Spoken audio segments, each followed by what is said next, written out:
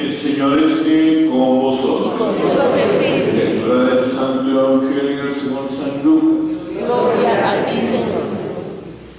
En aquel tiempo, algunos ponderaban la belleza del templo por la calidad de la piedra y los exvotos. Jesús les dijo: esto que contempláis llegará un día en que no quedará piedra sobre piedra, todo será destruido. Ellos le preguntaban: Maestro, ¿cuándo va a ser eso? ¿Y cuál será la señal de que todo esto está para suceder? Jesús contestó: cuidado con que nadie os engañe, porque muchos vendrán usurpando mi nombre, diciendo yo soy, o bien el momento está cerca. No vayáis tras ellos. Cuando oigáis noticias de guerras y de revoluciones, no tengáis pánico, porque eso tiene que ocurrir primero, pero el final no vendrá enseguida. Luego les dijo: si alzará pueblo contra pueblo y reino contra reino, habrá grandes terremotos y en diversos países epidemias y hambre. Pero antes de todo eso, os echarán manos, perseguirán, entregándoos a las sinagogas y a la cárcel, y os harán comparecer ante reyes y gobernadores por causa mía. Así tendréis ocasión de dar testimonio. Haced propósito de no preparar vuestra defensa, porque yo daré palabras y sabiduría a las que no podrá hacer frente ni contradecir ningún adversario vuestro. Y hasta vuestros padres y parientes y hermanos y amigos os traicionarán, y matarán a algunos de vosotros, y todos os odiarán por causa mía. Pero ni un cabello de vuestra cabeza perecerá. Con vuestra perseverancia salvaréis vuestras almas. Palabra del Señor. Gloria a ti, Señor Jesús.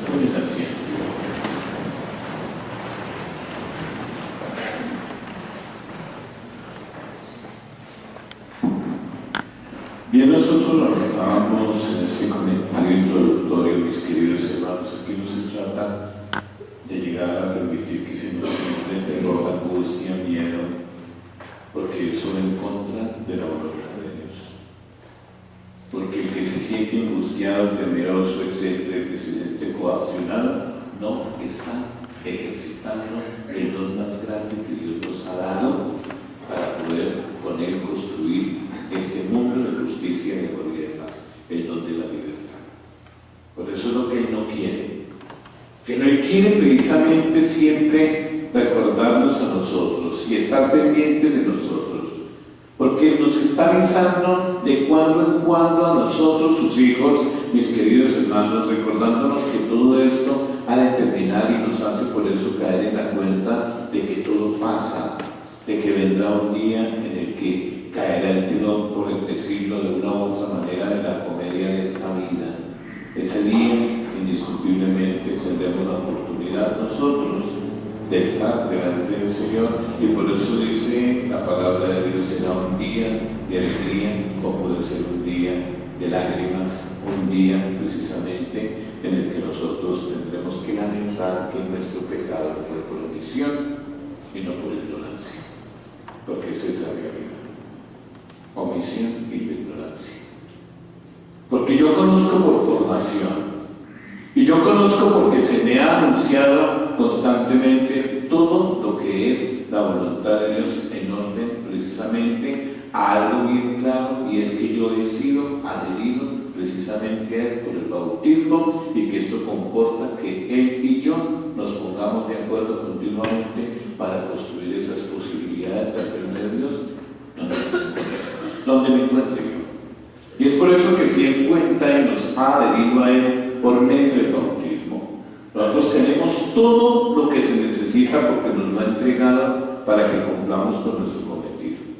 Y de nosotros, el que no quiera cumplir, lo puede hacer de esa manera, no cumplir, pero se tiene que entender que las opciones se tienen que asumir. Y uno, cuando opta, asume las consecuencias de su opción. Y eso es lo que pasa con la vida cotidiana de cada uno de nosotros. Estamos optando. Y recordemos que desde el principio se nos colocó: delante de ti coloco el bien y el mal, mi opción es en favor del bien. o en favor precisamente de lo malo, de lo equivocado. Y por eso el acto penitencial me está hablando a mí de esta realidad de mi vida, de esta realidad de mis opciones, de esta realidad de cómo estas opciones han llegado a afectar mi entorno familiar, laboral, comunitario. Estas opciones me han llevado a mí precisamente a privarme de esta posibilidad y a privar a otros de esta gracia de la presencia del Señor. Por eso, mis queridos hermanos, a veces el corazón se nos encoge y nosotros nos asustamos ante el recuerdo de que este mundo puede derrumbarse estrepitosamente al saber el potencial precisamente que nosotros podemos estar manejando cada uno por la libertad que tenemos, ese potencial para hacer las cosas que agradan a Dios, pues ese potencial para desbaratar esas posibilidades. Y cada uno lo tiene, y por eso, mis queridos hermanos, aquí no se trata de que Dios nos quiere asustar, no, Dios no quiere asustarnos, no, y mucho menos trata de tenernos a raya con terribles cuentos de miedo o con narraciones terroríficas de ciencia ficción. No se trata de esto, porque claramente era dicho en el Evangelio: el que venga a decirles a ustedes, el que venga precisamente a decir que todo esto es porque yo lo quiero, no, eso es falso. Dios nos ama, pero eso con lealtad. Y como alguien que nos ama entrañablemente, nos avisa del riesgo que corremos si continuamos nosotros metidos precisamente donde no debemos, metiendo la cabeza por donde no cabe, yendo por el camino equivocado, teniendo muchas veces como criterio el criterio del mundo y no el criterio de Dios. Por eso, si nosotros, mis queridos hermanos, vemos los perversos, los empecinados en vivir de espaldas a Dios, los malvados, dice claramente lo que escuchábamos en la primera lectura: será la paja seca que devorará el gran incendio del día. Es decir, todo esto es para que nosotros, digamos, se marginan de la posibilidad de participar del banquete que nosotros estamos prefigurando en este momento. Por eso no se trata de vivir amedrentados, porque vuelvo otra vez, estoy bien en contra de esa hermosura de don que Dios nos dio en la libertad, no. Aquí no se trata de estar siempre asustados como alguien que espera de un momento a otro el estallido pavoroso de algo bien terrorífico. No se trata de eso, no. Dios no nos quiere a nosotros de esa manera, amedrentados, asustados, con miedo, no. Aquí no nos pide que bendigamos velas para la gran oscuridad, ni mucho menos. Eso no es y no procede de Dios. Aquí no nos pide a nosotros que salgamos corriendo de aquí para venderlo todo y quedarnos sin nada. No, aquí no se trata de eso. Aquí se trata de mirar con criterio el Evangelio, la palabra de Dios, de conducir nuestra vida dentro de todos los parámetros del respeto a la voluntad de Dios. El respeto que merece la voluntad de Dios es entender que ese Dios nos quiere comportándonos entre nosotros como su familia, como sus hijos. Y por eso nos pide que así como actuamos en una familia, en la familia alguien está mal, se le ayuda. Un hermano está mal, se le atiende. Cuando hay necesidades, se trata de cubrir. Eso tiene que darse entre nosotros. Administrar bien lo que Dios nos ha dado. Entender que todos recibimos y que unos más que otros, pero eso no se escapa a que todos en la proporción de vida tengamos que rendir cuentas sobre la administración que el Señor nos ha encargado. Nos ha encargado porque lo que tenemos no es nuestro, y la prueba más grande, y aunque suene como bien frío, de que no es nuestro lo que nosotros tenemos, ni la vida, ni las cosas, es que nos vamos sin nada. Sin nada. Sin nada. Y por eso cada uno tiene que más bien tener como ese criterio de decirle al Señor: ayúdame, Señor, ilumíname para saber administrar este cuarto de hora que tú me has dado, para que lo haga en torno a que trabaje precisamente por cumplir con mi tarea de construir el reino entre mi familia, entre mis amigos, entre mis vecinos, donde yo me encuentre, para que así pueda yo realmente tener claro que todo lo que haga en bien de los demás, eso es lo que me llevo yo para podértelo presentar en ese instante en que tú me llamas a tu presencia. Por eso nosotros creemos, mis queridos hermanos, que esa serenidad esa paz que nosotros queremos tener tiene un precio. Tiene un precio. Y el precio es nuestra respuesta generosa y permanente al gran amor que Dios nos tiene. Así que los que amemos a Dios, esperaremos ese momento, pero con tranquilidad, con calma, con alegría, como aquel que ha sabido hacer las cosas a la luz de estos criterios, de esta voluntad de Dios. Por eso, con los mismos sentimientos que embargan al hijo que espera la vuelta del padre, o con el mismo deseo que la amada espera al amado. Por eso, para los que han luchado por amar limpiamente, digamos en ese término, los que han querido amar a Dios y lo han hecho en su entorno, nunca han dejado de mirar el Evangelio. Todo aquello que hiciste por uno de estos lo hiciste por mí. Indiscutiblemente, ahí es donde nosotros vemos que, como dice la lectura primera que escuchábamos, el fuego final no abrazará y no aniquilará a aquellos que han actuado de una manera coherente y han sido consecuentes en todo lo que hagan. Por eso ese fuego será como suave y vivificante resplandor que ilumine hasta borrar precisamente todas las sombras, hasta vencer el miedo de la noche con el alegre fulgor de un día precisamente eterno, que es lo que dice la palabra de Dios. Por eso nosotros, escuchando el Evangelio, miremos un poquito que si algunos ponderaban, y con razón, la belleza y la suntuosidad de la construcción del templo, Herodes quiso congraciarse con los judíos que le odiaban abierta e intensamente, y por eso no escatimó en justos en ese tiempo. Quería demostrarle que él era también un piadoso creyente de Dios, aun cuando no era hebreo sino idumeo, y por eso los judíos nunca se lo creyeron, aunque sí reconocían la magnificencia de este hombre, el afán de sentarse en el trono, sin olvidar que para ello era preciso hacer de la religión un recurso político más. Todo lo hizo por interés. Grandes piedras del corte herodiano, propio de la época de Augusto emperador, y ahí es donde preparadas para su colaboración, para colocarlas. Y por eso los apóstoles se quedaban asombrados, y así lo expresan con toda sencillez delante de Jesús, y el Señor lo dice en el Evangelio, pero por sus palabras no encontraron eco en el Señor. Él sabe en qué quedará todo aquello dentro de no poco tiempo. Solo un montón de ruinas y un tramo de muro descarnado, donde los judíos se lamentan por los siglos, y es lo que conocemos hoy con el muro de las lamentaciones.